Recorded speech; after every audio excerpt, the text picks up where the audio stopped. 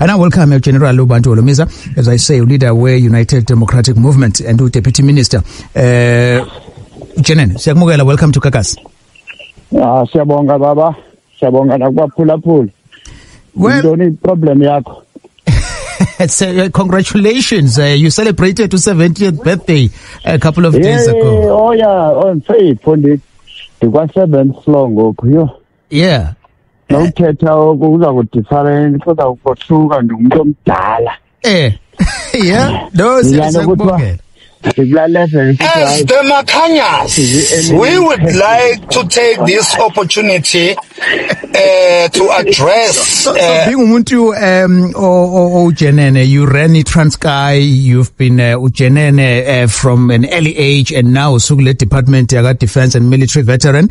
Are you umuntu we humor as well? Because all we see is when Sigbone uilunga le Parliament, and then now Sugu Executive. Umuntu we humor vele. Ihuma isilungu ungaboqoko ukubhanza isizulu nesilungu uzawubhidisa abantu. Ngifuna ukuzwa kahle. Xa uthi humor uthini ngesizulu? Umuntu wamanqoko, umuntu wamahlaya. Relax, young man. What's your serious question? The question is, we saw the other side of you as we celebrate 70 years, which was 70 years. So, South Africans. I demand unless it's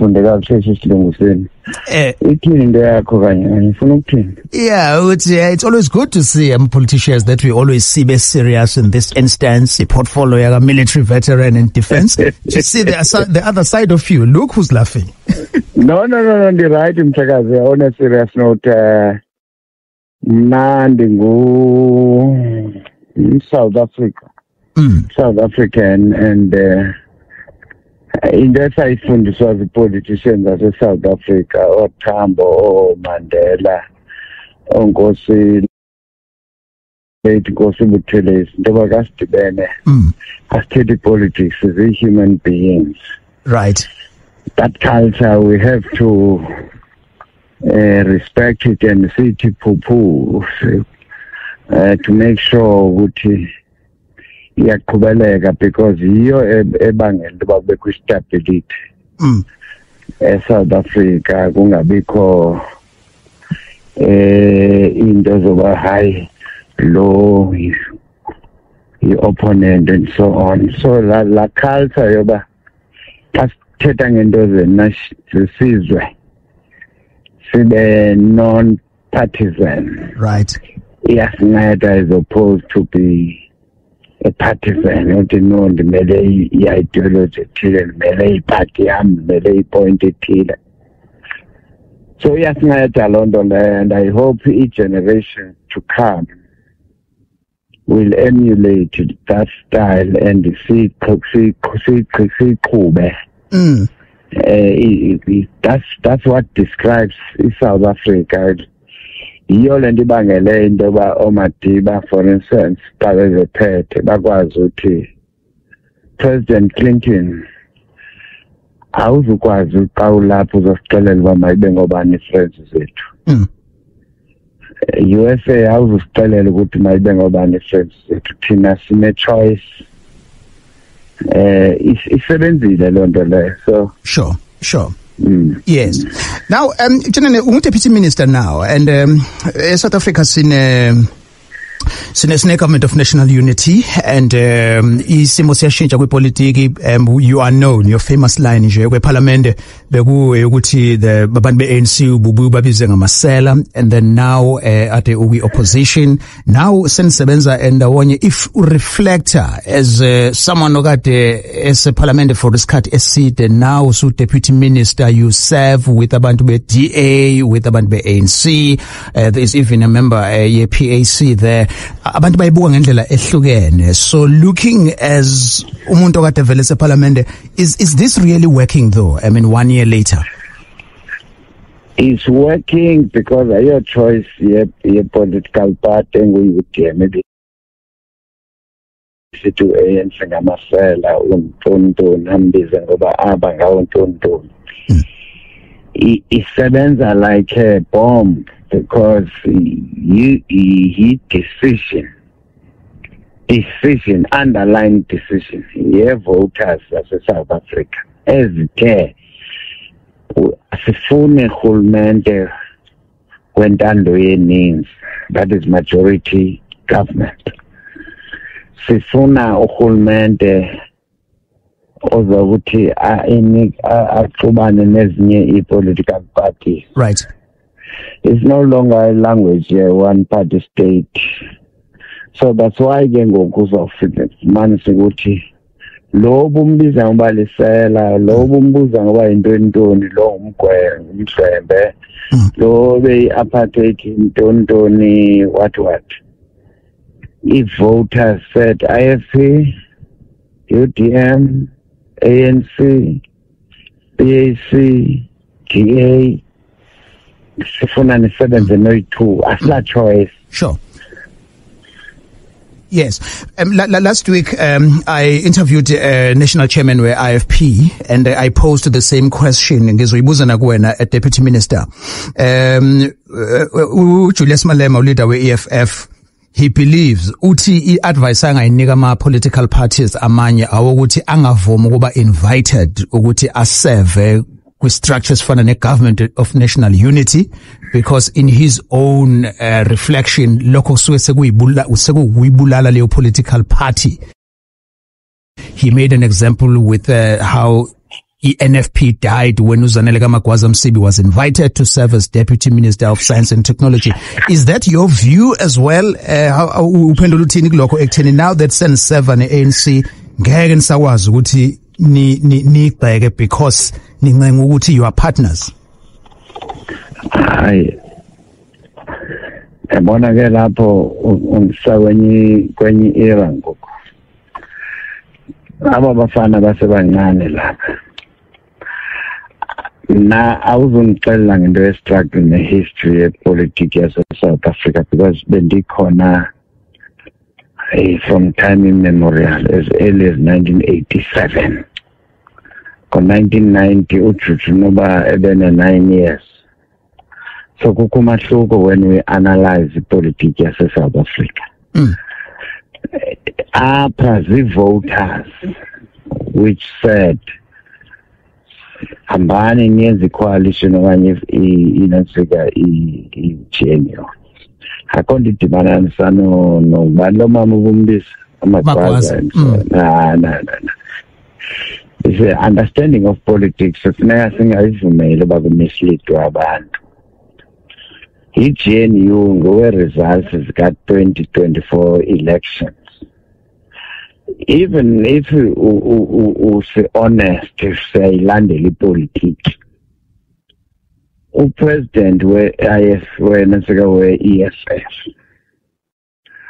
uconteste into yoba abe ngupresident phaa eparlamente, bephakanyiswe i-UDM. Wacontesta iposition yobuspika ephakanyiswa i-UDM. Ubephakanyiswa apho under the auspices the-results zika-2024. Apho beqale baxoxa ne-ANC bona beyi-EFF. Besithi nazi iposition abarhalela uba babazisebenzise. Mayiphele into yokuxokisa nomislead abantu. I don't subscribe to that kind of politics. Wawungenazo participate kwi-politics ze-GNU zokonyela upresident no-speaker if wawungayi-understand into yoba there is a paradigm shift kwi-politics yase-South Africa. I-paradigm shift ke yileyo yoba kwakungekho winner, kwathiwa masihambe sawuqala into yethu, and as a result of that wakwazi ke ngokuthi ufaka igama lakhe as president. Uspika uzawuchallenja uchairperson we-EFF uzawuchallenge uspika uDoros uDidiza. That means you embraced and you understood. Yeah. Into yoba kukho i-change. Omagwaza abangeni nix. You can't make an example era yomagwaza because the ANC win out. Yeah, at the time. Yeah. Next question. Sure. It's 8. Okay. It's 18 minutes after 6. Bosanda kujoyina sikhuluma nobantu Holomisa ungu leader we UDM and Deputy Minister wa Defense and Military Veterans. Okay? It's your platform now. 0861596596. I'm taking my calls and nama mofisu prefer ukuthi ukhulume via Facebook page lithi Indaba with Alex, and you can watch the conversation live on Indaba with Alex on on TikTok. Indaba on Kakasi. Thiqala ke ngithathe uSanele Vilakazi from Imlazi. Sanele, welcome to Indaba. Yebo, ngiyabonga ukuthi ngibingele wena ngoba uHolomisa. Siyavuma nathi. Yebo. Umbono wami la engithatha kube baba Holomisa angazi ukuthi kanjani. Ngibona ngathi abantu basiqedela umsebenzi eAfrika ibona baba uHolomisa. Manje manje neminyaka ewu70 usasebenza baningi eParliament bayasebenza. Kuba abanemali engaphezulu kwa60. Kodwa umthetho South Africa uthoma singa60 or 65 fanele pensionini. Ngase khona bonke labantu abano65 nawo yak70 bephume ezikhundleni befaka abantu abasha ngade amathuba omsebenzi. Abasosheni nasemapoliseni awuthatha abantu ngaphezulu kwa30. Kodwa bona bangaphezulu kwalokhuzane kwa 65 years. Baphethe lezo ikhundla lezo. Kodwa sezithuka bephume ezikhundleni isebenze nathi. Ngibona baphuma bona ikhundleni siwazi ukuthi sisebenze sini ngoba bavele imisebenzi eminingi eSouth Africa. Ngiyabonga kakhulu. Imake ngimnike chance ukuthi akuphendule. All right, Deputy Minister. He says ukuthi abantu abafana nawe at 70 you shouldn't be serving kuhulumeni because you ayithola ama opportunities. Yeah, that's 39. Uyabona mfana wami uPresident uMandela wayena 72 ngexesha ngo1990 sanphazama ukhutha wakhe. Waba ipresident ena 88 years or something like that. Onkosi Buthelezi and many other leaders. I take into age. Minende ne mistake yokucima fama umuntu xa ethiwa unaye umncane. Therefore uclever ukogqitha abanye. Kukho lento okuthiwa i-experience. I come to oppose a generation mix. No.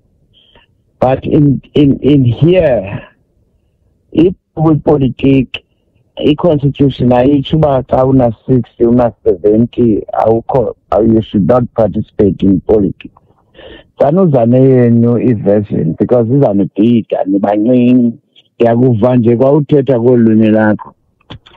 Uba awunana siyamona uThambo waba ipresident ANC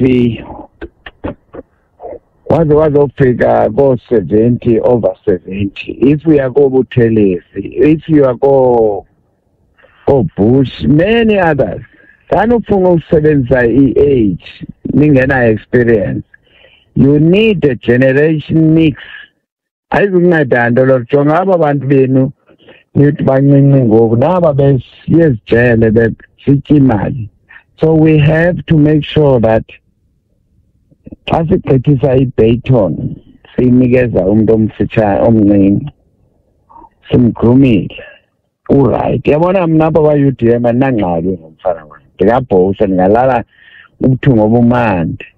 Xa ndithi khwankwa khawuku-adress upresident uCyril Ramaphosa, khawubuza iquestion kuCyril Ramaphosa, uyamva nje kwaye ubetha kwelanguage ukuthi yabona kuredi ngoku. Abanye basebenza nje into ye-age besenza ububhanxa bento engayaziyo. I'm sorry to use that term, but sustressa ngendaba ye-age. Mna xa kufike ithuba lam i-structure ze-UDM zathi hayi Jangela siyabulela awuyogoduka mbolima amaswini. You've bettered well during your innings. No. Sudibanisa yonke into lethina sikho kuloo level mfana wami. Sine-plan. Yeah, uyayizwa leyo mpendulo Sanele? Ngiyamuza ubaba indlela aphila ngayo. Vele inhle ngohambisana naye ngoba vele naye umuntu osemdala.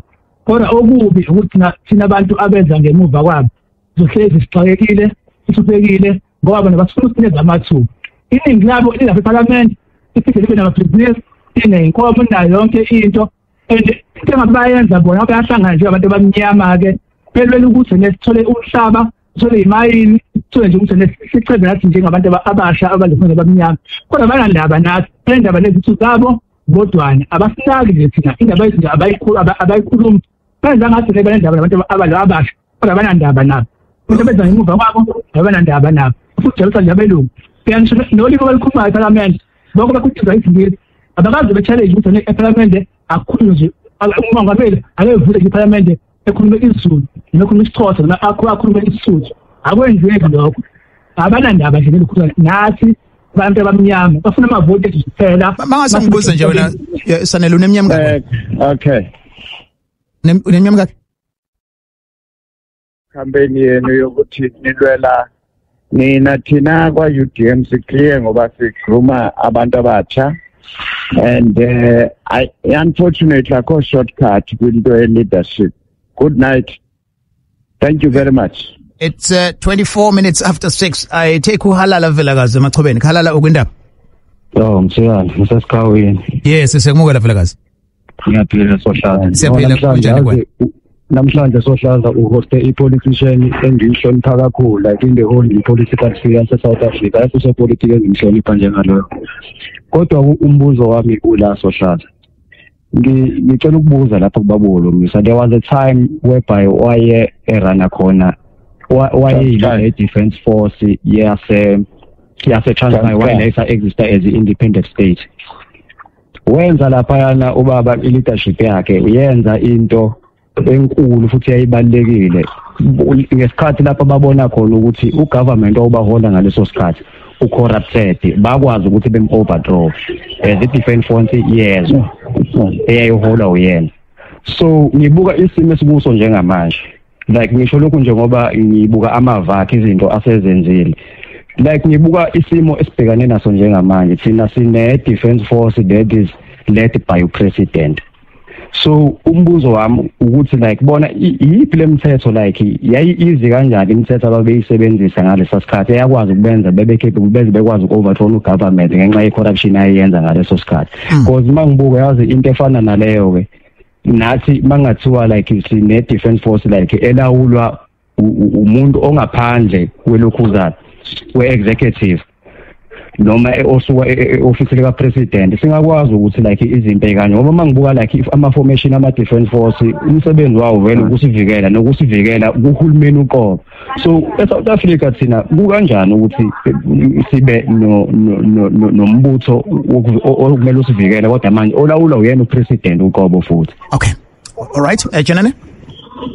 No kuleyo ke udibanisi nezikademaniyo yayi period ye military government. This was into ye democratic government.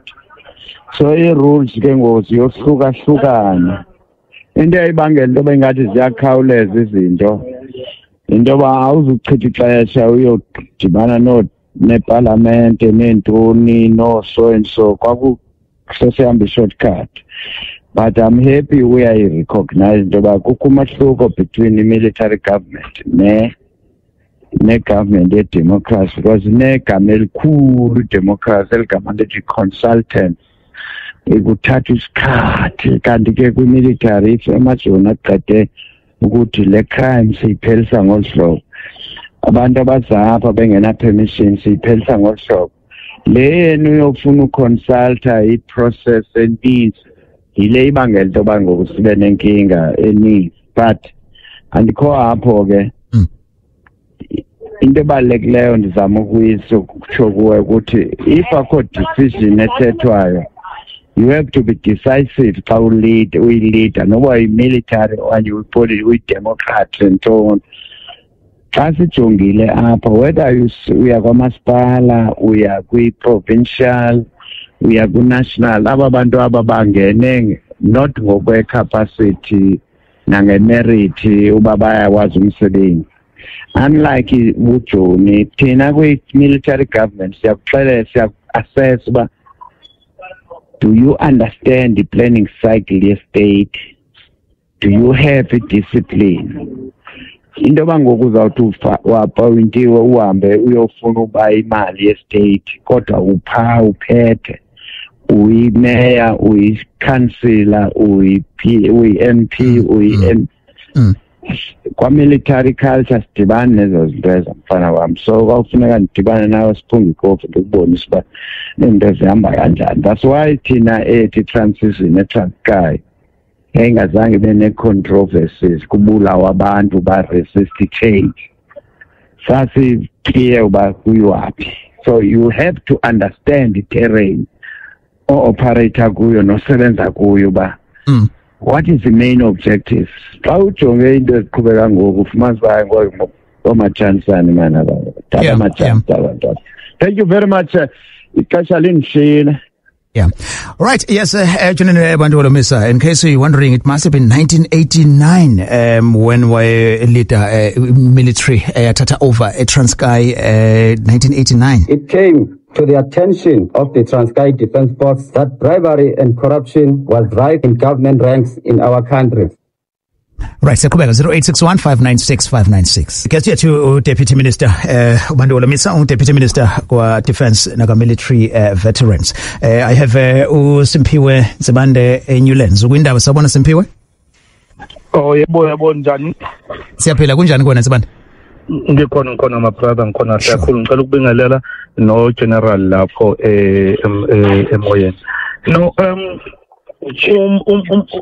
umbuzo wami la sohlaza ugeneral ubuza uthi seke sabona isikhathini lesisanda kudlula ambutho wethu wozokuvikela kade ungale emazweni eAfrika noma iKongo not and beyolekelela baphela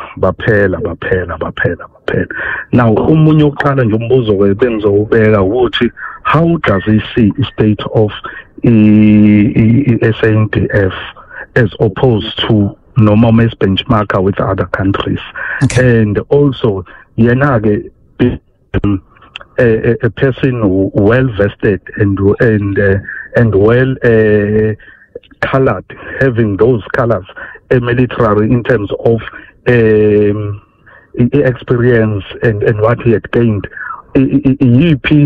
I-role ayidlalayo ukomanda wethu kunoba kungasuka abafowethu beyolekelela baphele kangaka inhlavu akayidlali nganti role ye oversight and akayidlali nganti role yokuqala ahambele phambili to check environment and what not, because when uyibuka lento Alex and nabalaleli ukhona eminye imisakazo angazi noma ngayisho nemoyeni yaku TV ayiveza lezi zinto njengo Al Jazeera and what not.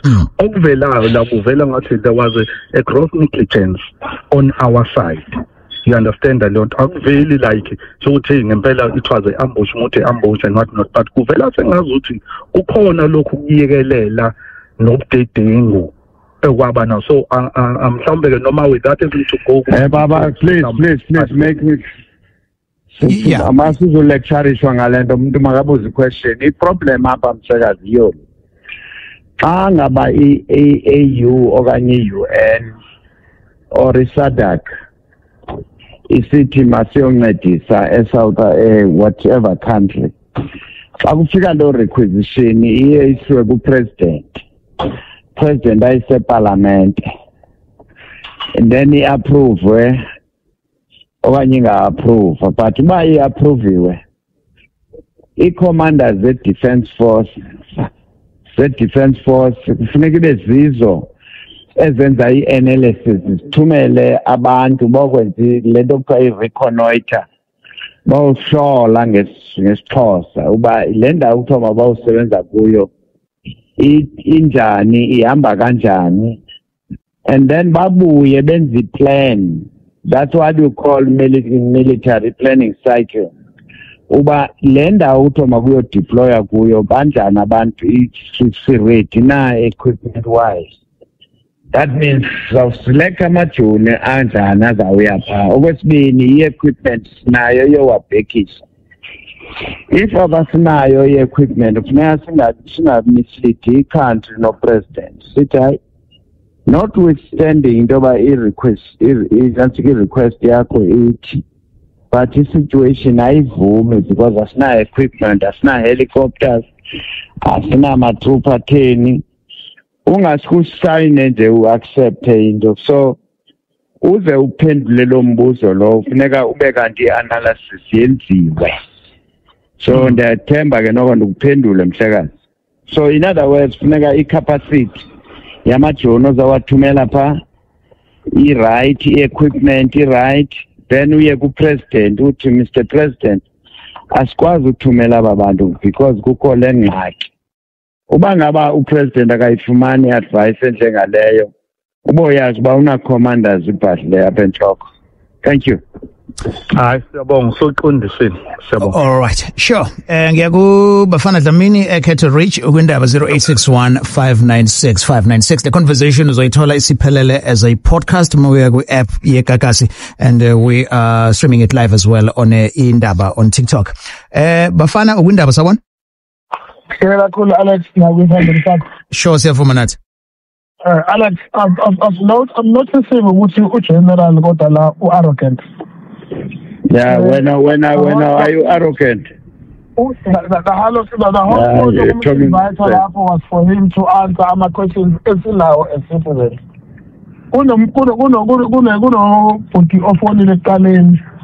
General replied and said, "Umuntu ukhuluma language yakhe angazi noma ngafundisanga yini inhlonipho kule language yakhe." That for me that's discrimination. Number two, that's a compliment about the arrogant. Now you are arrogant. But General Thank you. Bye-bye. Now you're talking nonsense. You are talking nonsense.